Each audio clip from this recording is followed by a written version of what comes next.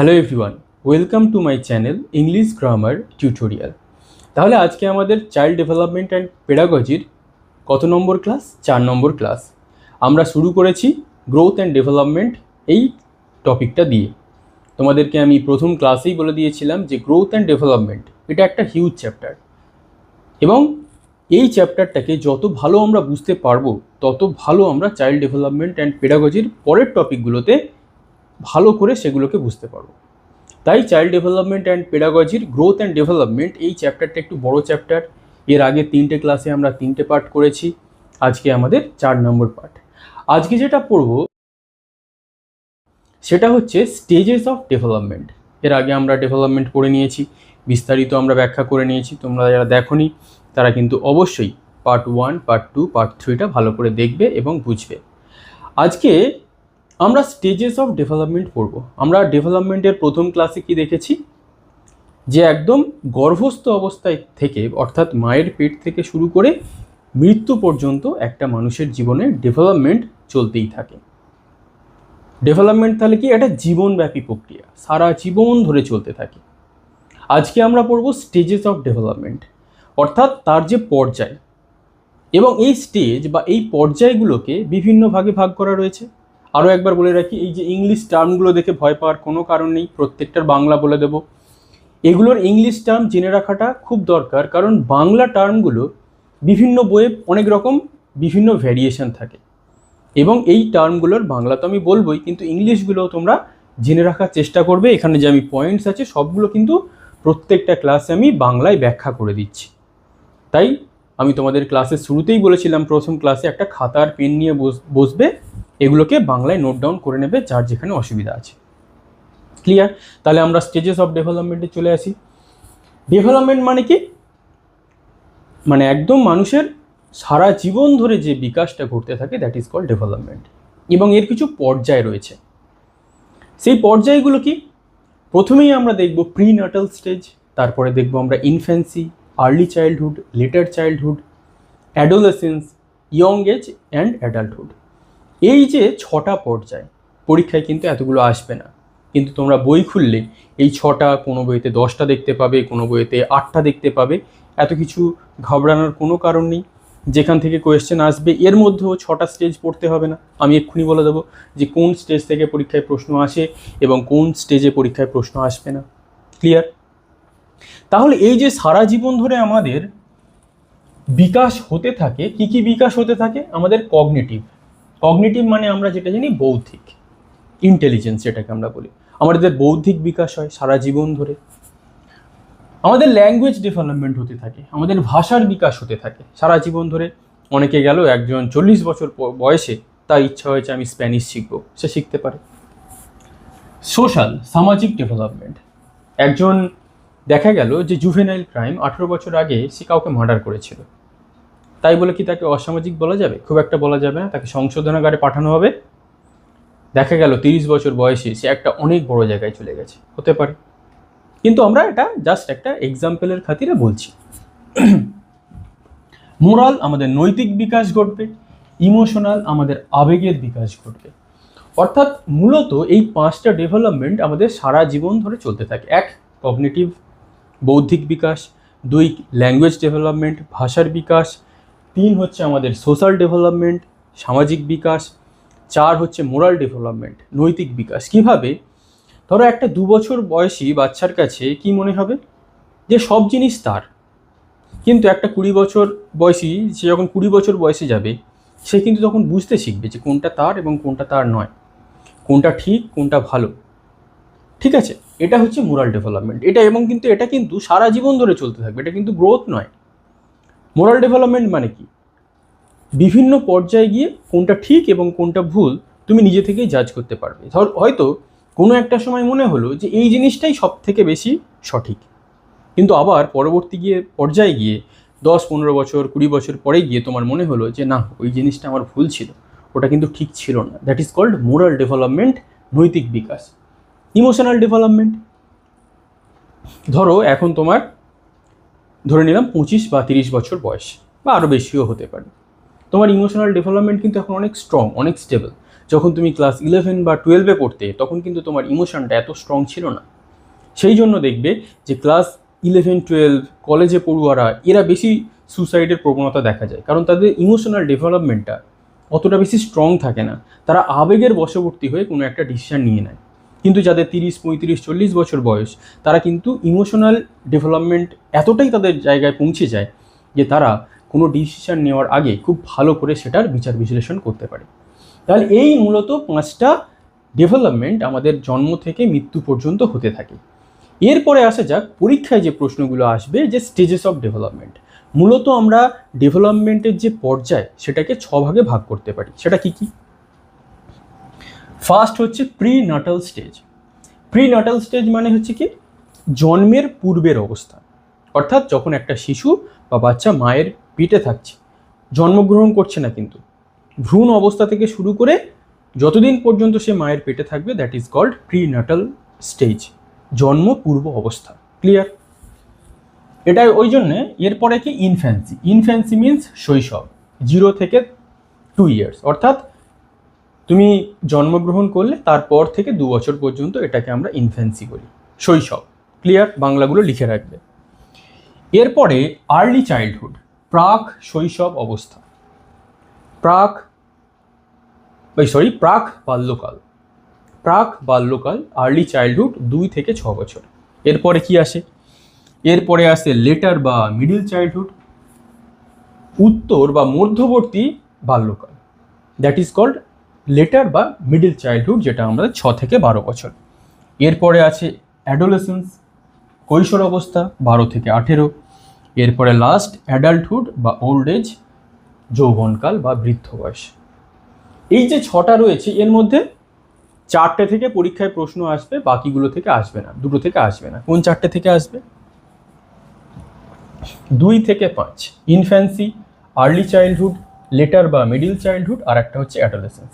এই 4টে পর্যায় থেকে পরীক্ষায় প্রশ্ন আসবে, বাকিগুলো থেকে পরীক্ষায় প্রশ্ন আসার কোনো সম্ভাবনা নেই, আমাদের পড়ারও দরকার নেই। যেখান থেকে প্রশ্ন আসবে না সেখান থেকে আমরা পড়বও না। ক্লিয়ার? তাহলে এই যে 4টে স্টেজ, এই 4টে স্টেজে পরীক্ষায় আমাদের কি প্রশ্ন আসবে? পরীক্ষায় আমাদের প্রশ্ন আসবে ইনফ্যান্সি বা শৈশবে তার কি ডেভেলপমেন্ট হতে পারে, কি কি তার ক্যারেক্টারিস্টিক্স গুণাগুণ দেখা যায়, কি কি বৈশিষ্ট্য দেখা যায়, কি কি ইমপ্রুভমেন্ট সেটাও দেখা যায়। Infancy, early childhood, later childhood আর অ্যাডোলেসেন্স, এই 4টে পর্যায়ে কি কি ডেভেলপমেন্ট ঘটে সেইটাই পরীক্ষায় আসবে। অনেক সময় এসে যায় যে ইনফ্যান্সি কোন বছরের মধ্যে পড়ে সেটা আসতে পারে, আর্লি চাইল্ডহুড কোন বছরটার মধ্যে পড়ে সেটা আসতে পারে, লেটার চাইল্ডহুড কোন বছরের মধ্যে পড়ে সেটা আসতে পারে, অ্যাডোলেসেন্স কোন বছরের মধ্যে পড়ে সেটাও আসতে পারে। আর একটা কি আসতে পারে, এর মধ্যে যে ক্যারেক্টারিস্টিক্স বা এর যে বৈশিষ্ট্যগুলো রয়েছে, কী কী ডেভেলপমেন্ট এই বয়সগুলোর মধ্যে ঘটছে, সেটা কিন্তু পরীক্ষায় আসতে পারে। তাই আমাদের এই স্টেজগুলোতে ইম্পর্টেন্ট যে ডেভেলপমেন্ট, ইম্পর্টেন্ট যে বিকাশগুলো ঘটে, ইম্পর্টেন্ট যে ক্যারেক্টারিস্টিক্স বা বৈশিষ্ট্যগুলো রয়েছে, সেগুলো জেনে রাখলেই পরীক্ষায় অনায়াসে আমরা স্কোর করব। কোনো ঘাবড়ানোর কারণ নেই। চলে আসো ইনফ্যান্সি বা 0 থেকে জন্মের পর থেকে 2 বছর পর্যন্ত একটা শিশুর কী কী ডেভেলপমেন্ট ঘটে এবং তার মধ্যে কী কী ক্যারেক্টারিস্টিক্স দেখা যায়, এটা এবার আমাদের জানতে হবে। প্রত্যেকটার বাংলা বলে দেবো, ভয় পাবে না, ঘাবড়াবে না। প্রথমে হচ্ছে ইনফ্যান্সি, যেটা আমরা দেখেছিলাম 0 থেকে 2 ইয়ার্স। এর মধ্যে কি কি হয়, অর্থাৎ কি প্রিন্যাটাল স্টেজ পেরিয়ে একটা শিশুর জন্ম হয়েছে, তারপর থেকে তার কি কি হবে, দ্যাট ইজ কল্ড ইনফ্যান্সি, কিন্তু শৈশব 0 থেকে 2 বছর। জন্মের পর 0 থেকে 2 বছরের মধ্যে প্রথম যেটা তার ইম্পর্টেন্ট আমরা লক্ষ্য করব পরীক্ষার জন্য, that is called language development, অর্থাৎ ভাষার বিকাশ শুরু হবে। কিভাবে ভাষার বিকাশ শুরু হবে? যখন দেখবে একটা বাচ্চা জন্মগ্রহণ করবে, ওই প্রায় 8-9 মাস এইরকম সময়ে গিয়ে সে কিন্তু বাবা, মা, দাদা, দিদি এইসব কিন্তু কথা বলতে শেখে। তাহলে তার কি শুরু হলো? তার কিন্তু ভাষা শিক্ষার হাতেখড়ি হয়ে গেল। সে কিন্তু ছোট্ট ছোট্ট করে এক একটা শব্দের মাধ্যমে ভাষা বলতে শুরু করে দেয়। তাহলে ইনফ্যান্সির সবথেকে বড় ক্যারেক্টারিস্টিক্স বা সবথেকে বড় ডেভেলপমেন্ট বা বিকাশ কি? একটা শিশু তার যে ভাষার বিকাশ, কথা বলতে পারা, সেটা কিন্তু শুরু হয়ে যায়। খুব ইম্পর্টেন্ট কিন্তু যে একটা শিশুর ভাষার বিকাশ, কোন পর্যায়ে শুরু হয়? উত্তরে শৈশব বা কি আছে ইনফ্যান্সিতে টিক মেরে দেবে। Clear? Next, walk and talk. তাহলে এই 0 থেকে 2 বছরের মধ্যে ওয়াক অ্যান্ড টক, একটা শিশু ওয়াক মানে হাঁটা, টক মানে কথা বলা, সে হাঁটতেও শেখে কথা বলতেও শেখে। হাঁটতে মানে এই নয় যে একটা 12 বছর বয়সী ছেলের মতো সে দৌড়তে শিখবে, সে আস্তে আস্তে করে ডেভেলপমেন্ট হচ্ছে তার, সে কিন্তু আস্তে আস্তে করে হামাগুড়ির পরে ক্রলিংয়ের পরে অনেক কষ্টে এক পা দুপা করে হাঁটাটা শিখছে, একটা ওয়ার্ড দুটো ওয়ার্ড করে বলতে শিখছে। তাহলে খুব important language development, walk and talk, কথা বলা এবং হাঁটতে শেখা। ক্লিয়ার? নেক্সট আসবে ফাস্টেস্ট গ্রোথ অ্যান্ড ডেভেলপমেন্ট। এই পর্যায়ে তার গ্রোথ, বৃদ্ধি এবং বিকাশ সব থেকে দ্রুত ঘটে। কিভাবে? ধরো একটা শিশু যখন জন্মগ্রহণ করেছিল তার যে ওয়েট ছিল, 2 বছর বয়সে গিয়ে দেখা যাবে তার ওয়েট প্রায় 4-5 গুণ বেড়ে গেছে। কেউ যদি 2 কিলো বা 2.5 কিলো হয়, 2 বছরে গিয়ে দেখা যাবে সেটা 10 কিলো হয়ে গেছে, তাহলে 2-3-4 গুণ বেড়ে গেল। এবং এখানে ফাস্টেস্ট গ্রোথ অ্যান্ড ডেভেলপমেন্ট কেন হয়? এখানেই সে কিন্তু কথা বলতে শিখছে, আস্তে আস্তে করে কথা বলতে শিখছে, তার যে অঙ্গ প্রত্যঙ্গ সেটা বৃদ্ধি পেতে শুরু করেছে। এই পর্যায়ে গ্রোথটা র্যাপিড হয়। এরপরে কিন্তু গিয়ে গ্রোথটা কিন্তু একটু স্টেবল হয়ে যাবে, আস্তে আস্তে হবে। কিন্তু এই 0 থেকে 2 বছর যদি তোমাদের পরীক্ষায় প্রশ্ন আসে যে দ্রুততম বৃদ্ধি এবং বিকাশ কোন পর্যায়ে ঘটে, তুমি একদম শৈশব বা ইনফ্যান্সিতে হ্যাচ করে টিক মেরে দেবে। ক্লিয়ার? নেক্সট, এরপরে আছে 80% স্লিপ টাইম, অর্থাৎ শিশু তার দিনের 80% সময় ঘুমিয়ে কাটায়। তোমরা দেখবে এই সময় শিশুরা সব সময় ঘুমিয়েই কাটায়। তাহলে এটা খুব একটা ব্যাখ্যা করার কারণ নেই, তোমরা এটা সব জানো, এর আর ব্যাখ্যা কী করো। এরপরে কি motor development, very important. Motor ডেভেলপমেন্টের বাংলা হলো সঞ্চালনমূলক বিকাশ। কি বিকাশ? সঞ্চালনমূলক বিকাশ। তাহলে মোটর ডেভেলপমেন্ট এই ইনফ্যান্সিতে কি কি হতে পারে? সঞ্চালনমূলক বিকাশ কিভাবে আমরা ব্যাখ্যা করব? ধরো একটা শিশু যখন জন্মগ্রহণ করবে সে দেখবে তার হাত পা নাড়তে শুরু করে, পা নাড়তে শুরু করে, অনেক সময় সে চোখ ঘুরিয়ে তার চোখের যে মণিটা আছে এদিক ওদিক দেখার চেষ্টা করে। সে অনেক সময় যদি চোখে লাইট পড়ে চোখটাকে বন্ধ করার চেষ্টা করে। কেউ যদি তার কানের সামনে বা এই লেফট সাইড বা রাইট সাইড দিয়ে কেউ যদি ডাকার চেষ্টা করে, সে কিন্তু তার চোখটাকে ওই দিকে করার চেষ্টা করে। তাহলে এই সবগুলোই হচ্ছে মোটর ডেভেলপমেন্ট, অর্থাৎ অঙ্গ প্রত্যঙ্গের যে সঞ্চালন বা বিকাশ, that is called motor development. একদম ক্লিয়ার? তাহলে কোন পর্যায়ে মোটর ডেভেলপমেন্ট শুরু হয়ে যায়? ইনফ্যান্সি থেকেই কিন্তু মোটর ডেভেলপমেন্ট বা সঞ্চালনমূলক বিকাশ শুরু হয়ে যায়। কি কি ব্যাখ্যা করে দিয়েছি, আশা করছি আর ভয় পাওয়ার কারণ নেই। তাহলে ইনফ্যান্সিতে এই ক্যারেক্টারিস্টিক্সগুলো জানলেই পরীক্ষায় যদি এখান থেকে প্রশ্ন আসে, এর বাইরে প্রশ্ন আসার কোনো সম্ভাবনা নেই। ক্লিয়ার? এবং বইয়েতে যখন তোমরা খুলবে দেখবে অনেক কিছু হাবি জাবি লেখা আছে যেগুলো সাথে পরীক্ষার বা প্রশ্ন আসার কোনো সম্পর্ক নেই। এত কিছু পড়লে আমাদের মাথাটা এমনিই গুলিয়ে যাবে। ক্লিয়ার? তাহলে এরপরে যেটা আমরা পড়বো সেটা হচ্ছে আমাদের আর্লি চাইল্ডহুড, খুব ইম্পর্টেন্ট, যেটা হচ্ছে আমাদের 2 থেকে 6 বছর, অর্থাৎ প্রাক বাল্যকাল, মানে বাল্যকালের আগের অবস্থা। 2 থেকে 6 বছর খুব ইম্পর্টেন্ট, পরীক্ষায় এখান থেকে খুব প্রশ্ন আসে। কেন? এখানের যে ক্যারেক্টারিস্টিক্সগুলো খুবই দারুণ ক্যারেক্টারিস্টিক্স, এখানেই ডেভেলপমেন্টটা আরও আমরা একটু উন্নততর পর্যায়ে যেতে থাকবো। দেখো, আর্লি চাইল্ডহুড, প্রাক বাল্যকাল, এই এজটাকে আমরা কি বলি? Toy age. প্রথমেই টয় এজ, খেলনার বয়স। কেন? কারণ এই 2 থেকে 6 বছরের বয়সেই ছেলে বা মেয়েরা বা শিশুরা, এখানে আমি শিশু টার্মটা ইউজ করছি, ছেলে মেয়ে ব্যবহার করবো না, শিশুটা ব্যবহার করছি। এই শিশুরা তোমরা দেখবে 2 থেকে 6 বছর বয়সের মধ্যে সব থেকে বেশি তারা খেলনা ইউজ করে। তারা একটা খেলনা ভাঙে, আবার কান্নাকাটি করে, আবার আমাকে খেলনা কিনে দাও, খেলনা কিনে দাও, খেলনা কিনে দাও। তাই জন্য এই 2 থেকে 6 বছর আর্লি চাইল্ডহুডকে বলা হয় টয় এজ। ক্লিয়ার? পরীক্ষায় প্রশ্ন আসে টয় এজ কোন পর্যায়কে বলা হয়? একদম আর্লি চাইল্ডহুড বা প্রাক বাল্যকালে টিক মেরে দেবে। এরপরে আছে কি? প্রি স্কুল এজ, স্কুল এজের আগের পর্যায়, প্রি স্কুল। তাহলে বিদ্যালয় পূর্ববর্তী অবস্থা। কিভাবে বিদ্যালয় পূর্ববর্তী? এখানে কিন্তু মানে স্কুল এডুকেশন বলতে যা বোঝায় সেটা বোঝায় না। এখানে তারা অঙ্গনওয়াড়ি স্কুলে যাবে, খিচুড়ি খাবে, বিভিন্ন প্লে স্কুলে গিয়ে খেলাধুলা করবে। এখানে কিন্তু তাদের একাডেমিক যে পড়াশোনা সেটা কিন্তু স্টার্ট হয় না। তাই একাডেমিক পড়াশোনার আগের পর্যায়ে অঙ্গনওয়াড়ি, প্লে স্কুল, এগুলো প্রি স্কুল এজ বলা হয়। তাহলে পরীক্ষায় যদি প্রশ্ন আসে প্রি স্কুল এজ কাকে বলা হয়, আর্লি চাইল্ডহুডে টিক মারতে হবে আমাদের। ক্লিয়ার, ব্যাখ্যা করে দিয়েছি। এরপরে আছে কোয়েশ্চেন এজ বা ইররেশনাল এজ। কোয়েশ্চেন মানে কি, দেখবে এই 2 থেকে 6 বছর বয়সী শিশুরা সব থেকে বেশি প্রশ্ন করে, তারা বিভিন্ন রকমের প্রশ্ন করে। এবং এর সাথে ইররেশনাল কেন আছে, তারা প্রশ্ন করলেও তাদের প্রশ্নের মধ্যে বেশিরভাগটাই অযৌক্তিক প্রশ্ন হয় এবং বাবা মাকে উত্তর দিতে গিয়ে অনেকটা হিমশিম খেতে হয়। এবং কিছু কিছু খিটখিটে বাবা মা থাকে যারা কিন্তু ওটাকে অ্যাভয়েড করে। এটাকে কিন্তু অ্যাভয়েড করা একদমই উচিত নয়। তাদের মনে যা প্রশ্ন আসছে সেটার কিন্তু আমাকে উত্তর দিতে হবে, তাকে কিন্তু আমাকে দমিয়ে দিলে হবে না, তাকে বললে হবে না চুপ কর বস, ফালতু বকিস না, চুপ কর।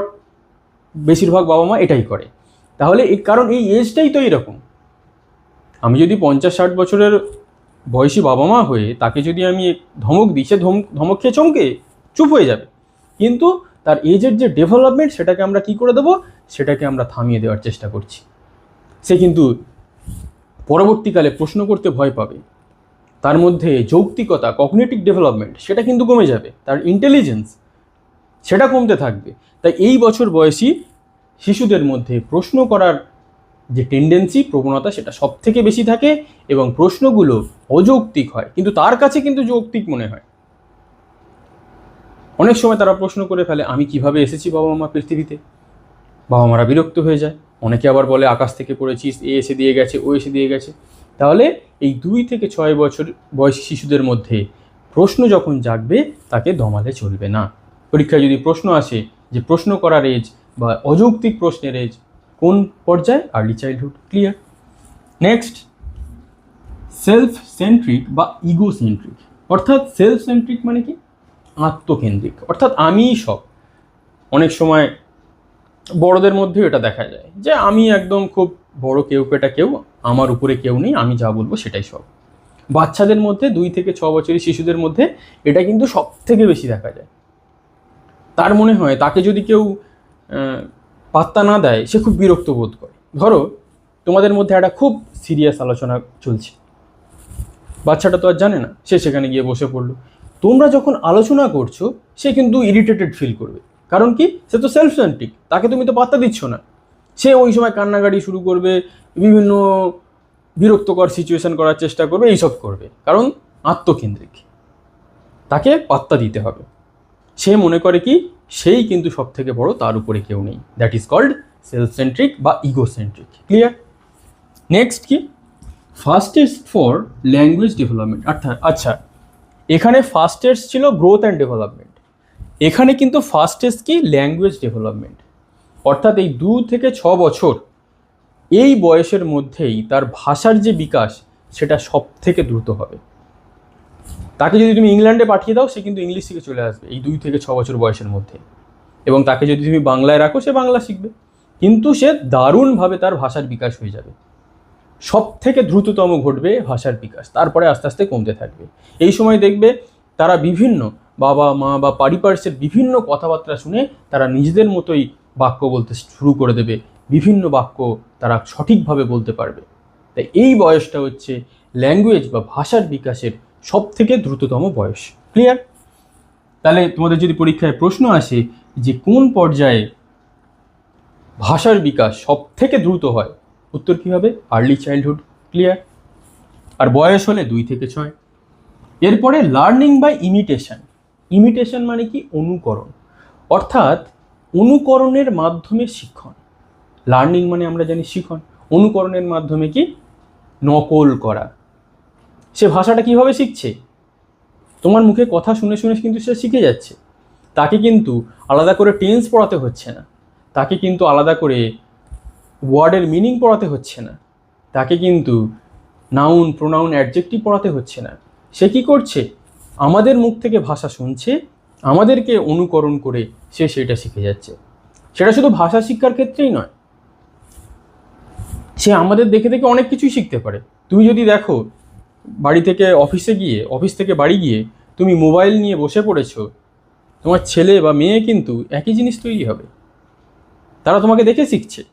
কিন্তু যদি তোমরা বাড়িতে গিয়ে একটা বই খুলে বসো, ফোন একদম দূরে সরিয়ে রাখো, সে কিন্তু তোমাকে দেখে দেখে নকল করবে, সেও কিন্তু চেষ্টা করবে যে না দেখছি বাবা ফোন পড়ছে বা মা বাবা বই পড়ছে বা মা বই পড়ছে, তাহলে আমাকেও ওই করতে হবে। তাহলে লার্নিং বাই ইমিটেশন 2 থেকে 6 বছর কিন্তু এই লার্নিং বাই ইমিটেশন, অনুকরণের মাধ্যমে শিক্ষা, এটা কিন্তু ভেরি ভাইটাল। সে পড়তে বসবে না ফোন দেখবে, এটা কিন্তু তার উপরে নির্ভর করে না, আমাদের উপরে নির্ভর করে আমরা গার্জেন হিসাবে কি করছি। আমরা এখন কি করি? আমরা 99% গার্জেন ফোনেতে ব্যস্ত, টিভিতে ব্যস্ত। ক্লিয়ার? তাহলে সে আবার কি হবে? তাই তাকে মারলে বকলে হবে না, আমাদেরকে আগে ঠিক হতে হবে, কারণ তার এজটাই ওই রকম, লার্নিং বাই ইমিটেশন। সে সেটাকে কন্ট্রোল করবে কি করে? এত বড় বড় সাইকোলজিস্ট, মনোবিজ্ঞানীরা তো আর এমনি এমনি এইসব স্টেজগুলোকে তৈরি করেনি, তারা বিভিন্ন গবেষণার মাধ্যমে এগুলো তৈরি করেছে। তাই এগুলোকে এড়িয়ে গেলে আমাদের চলবে না। ক্লিয়ার? নেক্সট, খুব একটা মজার ক্যারেক্টারিস্টিক, সেটা হচ্ছে টেম্পোরারি ফ্রেন্ডশিপ। টেম্পোরারি মানে কি? ক্ষণস্থায়ী বা তাৎক্ষণিক বন্ধুত্ব বা ক্ষণস্থায়ী বন্ধুত্ব, কিছুক্ষণের জন্য বন্ধু হলো, আবার তাকে ভুলে গেল। ধরো তুমি তোমার আমরা আমাদের বাচ্চাদেরকে নিয়ে কোনো একটা হসপিটালে গেছি, ডাক্তার দেখাতে গেছি বা কোনো একটা পার্কে গেছি। সে ওখানে গিয়ে তার বয়সী যদি কোনো বাচ্চাদের দেখে, সে কিন্তু হঠাৎ করে তার সাথে মিশে যাবে, কিন্তু যখন ইচ্ছে সেখান থেকে চলে আসবে আবার, সে কিন্তু তার কথা বেমালুম ভুলে যাবে। পরবর্তীকালে তার সাথে দেখা হলেও তার কথা কিন্তু তার খুব মনে থাকবে না। অর্থাৎ এই বয়সে কি হয়? Temporary friendship. হঠাৎ আমার বয়সী কোনো বাচ্চার দেখা হয়ে গেল, সে কিন্তু হঠাৎ করে তার সাথে খুব ভালো করে মিলেমিশে যাবে, তারা খেলাধুলা আরম্ভ করে দেবে, নিজেদের মধ্যে বিভিন্ন রকম খেলতে থাকবে, এরম করে দেবে কিন্তু। তাহলে এটা হচ্ছে আর্লি চাইল্ডহুডের একটা দারুণ ক্যারেক্টারিস্টিক্স, টেম্পোরারি ফ্রেন্ডশিপ বা ক্ষণস্থায়ী বন্ধুত্ব। তাহলে এই ক্যারেক্টারিস্টিক্সগুলো থেকেই আর্লি চাইল্ডহুডে যদি প্রশ্ন আসে, এর বাইরে আসার কোনো সম্ভাবনা নেই। এই ক্যারেক্টারিস্টিক্সগুলো তোমরা প্রত্যেকটা আমি ব্যাখ্যা করেছি কাকে কি বলে, একদম তোমরা যদি এই ক্লাসগুলোও দেখো, তোমরা জীবনেও ভুলতে পারবে না যে কোনটা কি। কিন্তু একটা চেষ্টা করতে হবে, আমাদের মাঝে মাঝে একটু রিভাইজ করে নিতে হবে, তাহলেই কিন্তু আমরা খুব ভালো করে বুঝতে পারবো। তাহলে এর পরের দিনে আমরা লেটার চাইল্ডহুড আর অ্যাডোলেসেন্স, এই দুটোকে পড়বো। কেন দুটোকে আলাদা ক্লাসে আমি রেখেছি? কারণ একটা ক্লাসে এতগুলো স্টেজের ক্যারেক্টারিস্টিক্স, এটা আমাদের গুলিয়ে যাবে, আমরা কিন্তু বুঝতে পারবো না, ভুলে যাব। তাই এটা দুটো পার্টে আমি ভেঙেছি। দুটো পার্টে ভাঙার কারণ হচ্ছে যাতে তোমরা এই ক্যারেক্টারিস্টিক্সগুলোকে বুঝতে পারো, মাথায় রাখতে পারো, কোনটাকে কি বলছে, কোন এজে কি হচ্ছে, সেটাকে ভালো করে মনে রাখতে পারো। তাহলে স্টেজেস অফ ডেভেলপমেন্ট খুব ইম্পর্টেন্ট। মানুষের জন্ম থেকে শুরু করে মৃত্যু পর্যন্ত যেসব ডেভেলপমেন্ট বা বিকাশ ঘটতে থাকে, তাদের মধ্যে 5টা ইম্পর্টেন্ট কী কী এখানে লেখাই আছে: কগনিটিভ, ল্যাঙ্গুয়েজ, সোশ্যাল, মোরাল আর ইমোশনাল ডেভেলপমেন্ট। ক্লিয়ার? তাহলে এখানে আমরা আজকে যে দুটো স্টেজ পড়লাম, একটা হচ্ছে ইনফ্যান্সি, শৈশব, আর একটা হচ্ছে আর্লি চাইল্ডহুড বা প্রাক বাল্যকাল। এই দুটোর যে ক্যারেক্টারিস্টিক্স, বৈশিষ্ট্য, সেগুলো আমরা পড়েছি, কোনটা কার মধ্যে পড়ে সেটাও আমরা পড়েছি। কোনো কনফিউশন থাকার কথা নয়, একদম আশা করছি confusion clear. Child development and pedagogy, এটা কিন্তু বই পড়ে মুখস্থ করার বিষয় নয়। বই পড়ে মুখস্থ করলে চাইল্ড ডেভেলপমেন্ট অ্যান্ড পেডাগজি কোনো দিনই পড়তে ভালো লাগবে না, একদম বিরক্ত লাগবে। কিন্তু এটাকে যদি আমরা বাস্তবের সঙ্গে রিলেট করে পড়ি, যেমন আমি এক্সাম্পলগুলো তোমাদের দিয়ে বোঝালাম, এইরকমভাবে যদি আমরা চাইল্ড ডেভেলপমেন্ট অ্যান্ড পেডাগজি পড়তে পারি, তাহলে কিন্তু বিষয়টা আমাদের কাছে খুব ইন্টারেস্টিং হয়ে উঠবে। কিন্তু আমাদের বোরিং কেন হয়? আমরা প্রথমেই কোনো একটা 1000টা কোয়েশ্চেন খুলে বসি, প্রিভিয়াস ইয়ার কোয়েশ্চেন খুলে বসি, আমরা তো কিছু বুঝতেই পারবো না কোথা থেকে কী প্রশ্ন হচ্ছে। ক্লিয়ার? তাই কোনো জিনিস শুধু প্রশ্ন মুখস্থ করলে হয়ে যায় না, পড়া মুখস্থ করলে হয়ে যায় না, বিশেষ করে পেডাগজি তো কোনো স্টুডেন্টকে পড়ার বিষয় নয়, পেডাগজি তো টিচারদের পড়তে হবে। এই টিচাররাও যদি মুখস্থ বিদ্যার উপরে নির্ভরশীল করে, তাহলে চাইল্ড ডেভেলপমেন্ট অ্যান্ড পেডাগজি কোনোদিনই ইন্টারেস্টিং বিষয় হতে পারবে না। এটাকে কিন্তু বুঝতেই হবে, কারণ তুমি টিচার হবে, প্রত্যেকটা শিশুর বয়সের এজ অনুযায়ী তোমাকে ডিসিশান নিতে হবে, তোমাকে কিন্তু হুটহাট ডিসিশান নিলে চলবে না। সেই জন্যই চাইল্ড ডেভেলপমেন্ট অ্যান্ড পেডাগজি আমাদের বিএডের অন্তর্ভুক্ত, এবং টেটের সবথেকে বড় পার্ট হচ্ছে চাইল্ড ডেভেলপমেন্ট অ্যান্ড পেডাগজি। তাহলে আজকে এই পর্যন্তই।